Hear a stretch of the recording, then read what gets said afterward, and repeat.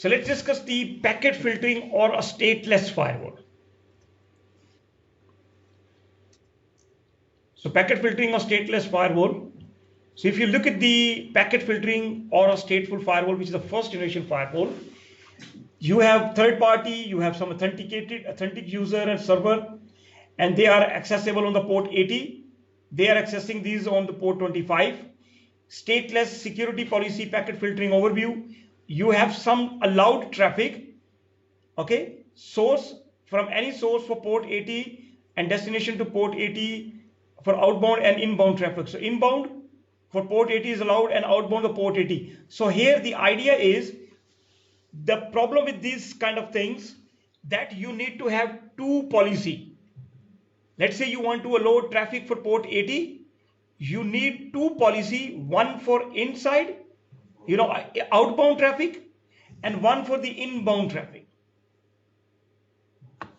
right? The same traffic, the port 80.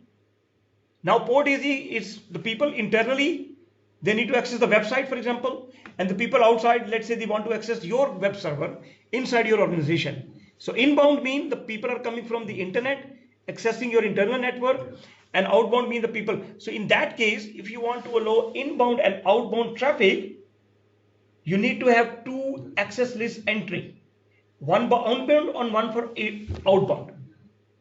Reason is because stateful firewall, which is example of access list, it does not keep track the user information, who is going, who is coming back.